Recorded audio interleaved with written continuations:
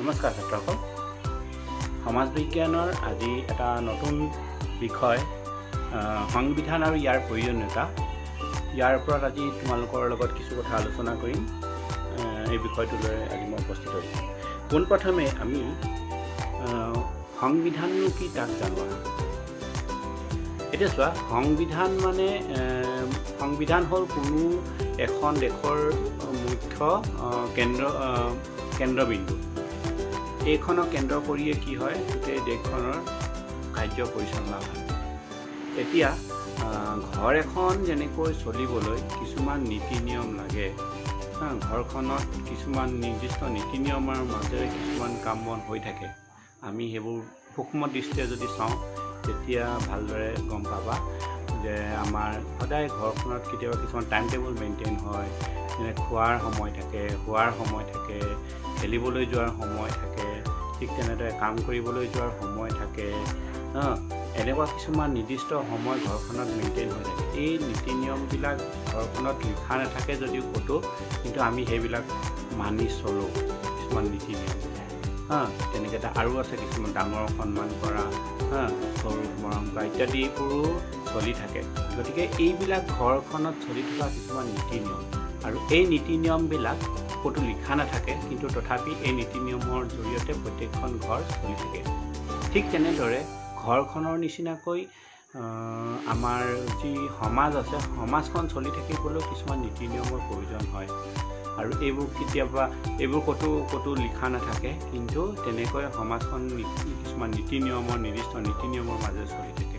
সমাজ চলি থাকে কেনেকৈ, যেনেকৈ কিছুমান আইন কানুন থাকে, যিবিলাক সামাজিক ৰীতি নীতি পৰম্পৰা ইত্যাদি এইবিলাকো আমাৰ কিছুমান প্ৰচলিত নীতি নিয়ম, আৰু এইবিলাকক কেন্দ্ৰ কৰিয়েই সমাজখন চলি থাকে।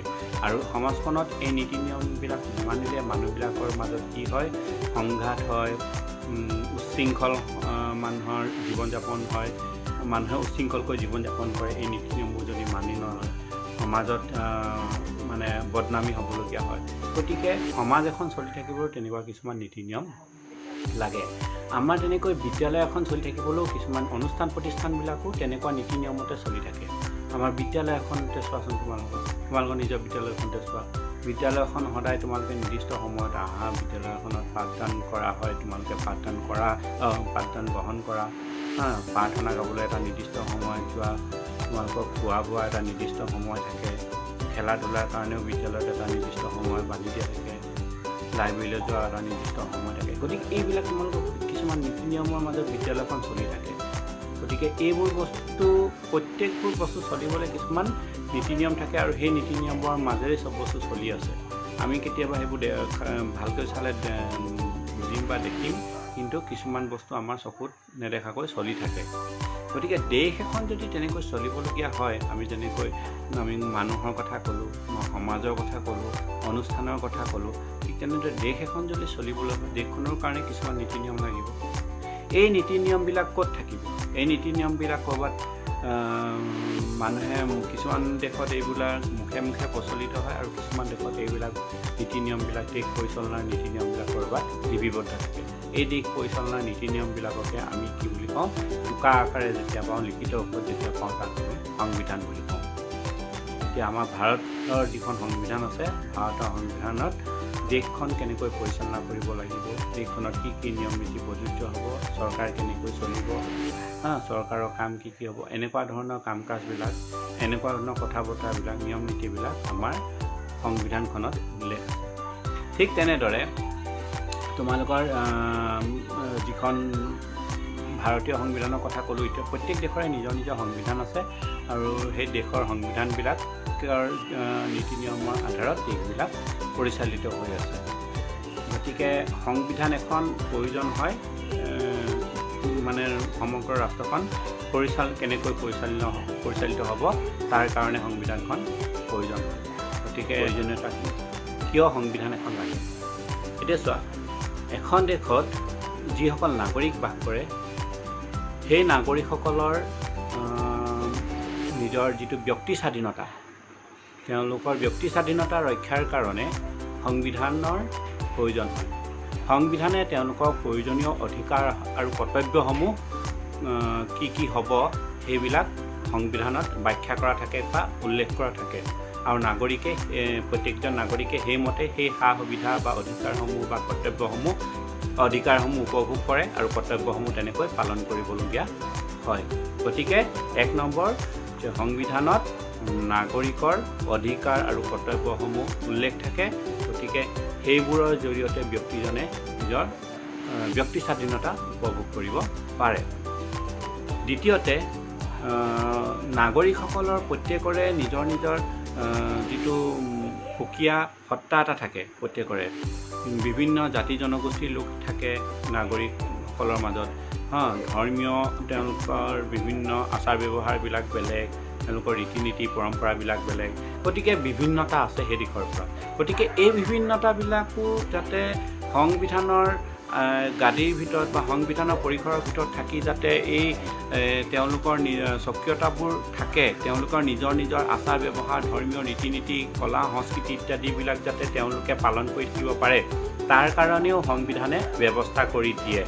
সকলোৱে যাতে নিজৰ সুবিধা মতে সেই সা সুবিধাবিলাক উপভোগ কৰিব পাৰে, তাৰ কাৰণেও সংবিধানে পৰিৱেশ এটা দিয়ে। 2 নম্বৰ।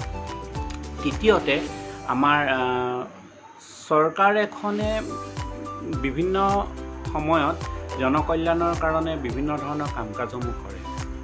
এতিয়া কিন্তু বেছিভাগ কাম কেনেকুৱা ধৰণৰ কাম সংবিধানে কৰিব চৰকাৰে কৰিব লাগিব, চৰকাৰ এখনে কৰিব লাগিব, তাৰ বিষয়ে কিন্তু সংবিধানত কিছু এটা দিশ নিৰ্দেশ দিয়া থাকে। চৰকাৰ এখনে যি জনকল্যাণমূলক কাম কৰিব তাৰ ৰেহৰূপ এটা সংবিধানে মানে চৰকাৰ এখনক দি দিয়ে, কেনেকুৱা নীতিৰ আধাৰত কৰিব। উদাহৰণস্বৰূপে আমাৰ দেশত গান্ধীবাদী নীতিৰ কথা কোৱা হৈছে।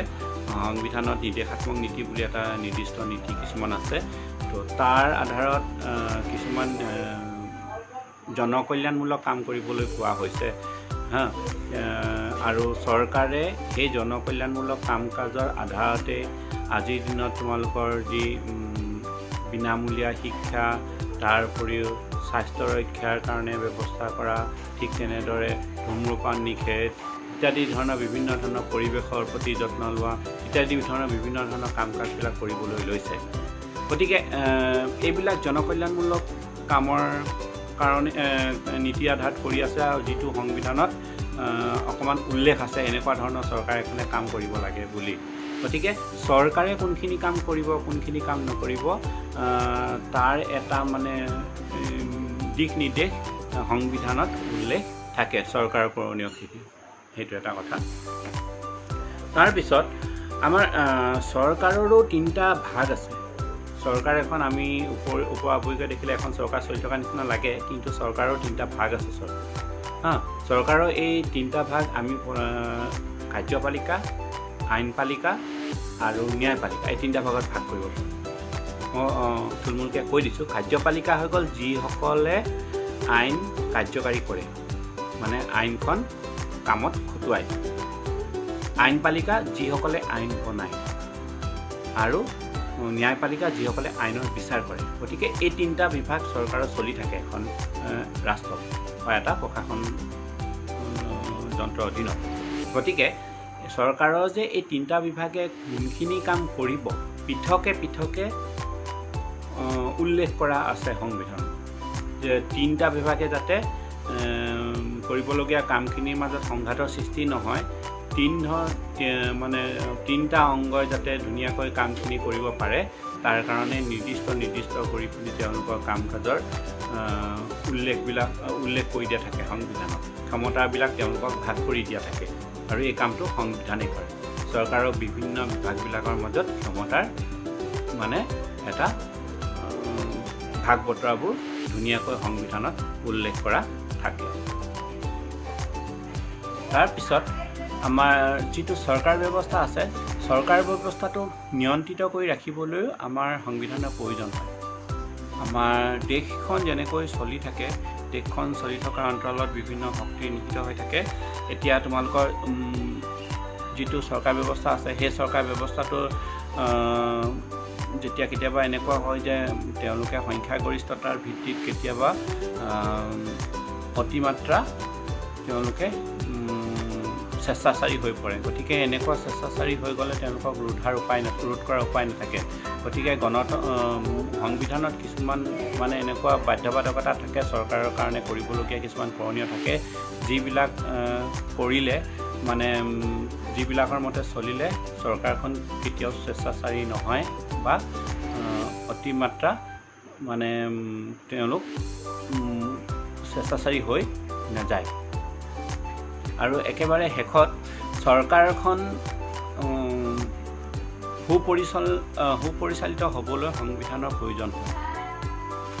চৰকাৰখন ভালদৰে চলিবলৈ নীতি নিয়মৰ মতে যাতে চলে, সেই নীতি নিয়মৰ মতে চলাৰ ব্যৱস্থাটো সংবিধানে কৰি দিয়ে। সংবিধানৰ নীতি আদৰ্শৰ মতে যেতিয়া চৰকাৰ চলিব, তেতিয়া সেই চৰকাৰখন সদায় কি হ'ব? সুপৰিচালিত চৰকাৰেই হ'ব, যিখনে জনসাধাৰণৰ কল্যাণৰ কাৰণে কাম কৰিব।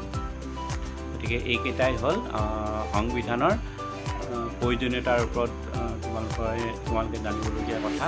আৰু আছে, কিন্তু এই পাঠৰ আধাৰত তোমালোকক মই এইকেইটাৰ বিষয়ে ইমানেই। ইয়াৰ পিছত আহিছে সংবিধানৰ প্ৰকাৰৰ বিষয়ে। এতিয়া আমি 2 প্ৰকাৰৰ সংবিধানৰ বিষয়ে ইয়াত পঢ়িবলৈ পাম। এক প্ৰকাৰ সংবিধানৰ ভাগ বতৰা হৈছে যে সংবিধানখন লিখিত হয়নে অলিখিত। এতিয়া কিছুমান দেশৰ সংবিধান এনেকুৱা আছে যিটো ৰীতি নীতি পৰম্পৰাৰ ওপৰত প্ৰচলিত, আৰু এইবিলাক ক'তো লিখা নাথাকে বা লিপিবদ্ধ নাথাকে। তেনে দেশৰ সংবিধানেই হৈছে কি? অলিখিত সংবিধান। আমাৰ ইংলেণ্ডত তেনেকুৱা সংবিধান চলি আছে। ইংলেণ্ডত লিখিত সংবিধান নাই। তাৰে আন এটা প্ৰকাৰ হৈছে লিখিত সংবিধান। এতিয়া আজিকালি বিশ্বৰ প্ৰায়বিলাক দেশেই লিখিত সংবিধানেই আছে। সংবিধানবিলাক লিখিত হয় আৰু সংবিধানত দেশ পৰিচালনাৰ নীতি নিয়মসমূহ লিপিবদ্ধ থাকে। গতিকে দেশ পৰিচালনাৰ নীতিসমূহ লিপিবদ্ধ থকা সংবিধানেই হৈ গ'ল লিখিত সংবিধান। আৰু বিশ্বৰ আটাইবোৰ দেশৰ সংবিধানেই বৰ্তমান সময়ত লিখিত সংবিধান। আৰু আন এটা প্ৰকাৰৰ সংবিধান মই 2টা কথা কৈছিলোঁ। প্ৰথমটো লিখিত আৰু অলিখিতৰ এটা মানে ভাগত পৰে। দ্বিতীয়টো হৈছে নমনীয় আৰু অনমনীয়। তাৰ মানে এইটো সংবিধানখন সংশোধন কৰিব পৰা নপৰাৰ ওপৰত ভিত্তি কৰি এটা সংবিধানৰ ভাগ বতৰা কৰা হৈছে। এইখিনি সংবিধান হৈছে নমনীয় সংবিধান। সংবিধানৰ যিকোনো ধাৰা বা যিকোনো অংশ সহজে কিছুমান নিৰ্দিষ্ট নীতি নিয়মৰ মাজেৰে সহজে সংশোধন কৰিব পাৰি। এনেকুৱা সংবিধানেই নমনীয় সংবিধান। নিৰ্দিষ্ট নীতি নিয়ম বা কিছুমান পদ্ধতিৰ জৰিয়তে সংবিধানখন সহজে সংশোধন কৰিব পাৰি। তেনেকুৱা সংবিধানেই নমনীয় সংবিধান। এতিয়া আমাৰ ভাৰতবৰ্ষৰ সংবিধানখনকো বহু ক্ষেত্ৰত নমনীয় সংবিধান বুলিয়ে ক'ব পাৰি। এতিয়া কিছুমান দেশৰ সংবিধান আছে যিবিলাক সংশোধন কৰাটো ইমান সহজ নহয়। আমাৰ যেনেকৈ আমেৰিকাৰ সংবিধানৰ বহু দফা এনেকুৱা যে তাক সহজে সংশোধন কৰিব নোৱাৰি। আৰু সংশোধন কৰিবলগীয়া হ'লে কিছুমান বিশেষ পদ্ধতি পালন কৰিবলগীয়া হয়। কিন্তু সেই পদ্ধতিবিলাক পালন কৰি সংবিধানখন সংশোধন কৰোঁতে যথেষ্ট সময় লাগে আৰু পৰাপক্ষত তেনেকুৱা ব্যৱস্থাৰ পৰা আঁতৰিয়ে চলা হয়। গতিকে এনেকুৱা ধৰণৰ সংবিধান সংশোধন ব্যৱস্থাক অনমনীয় সংবিধান বোলা হয়। এতিয়া মই আমেৰিকাৰ কথা ক'লোঁ। ঠিক তেনেদৰে আৰু কিছুমান ৰাষ্ট্ৰ আছে যিবিলাকৰ সংবিধান একেবাৰে সহজ কৰি সংশোধন কৰিব নোৱাৰি।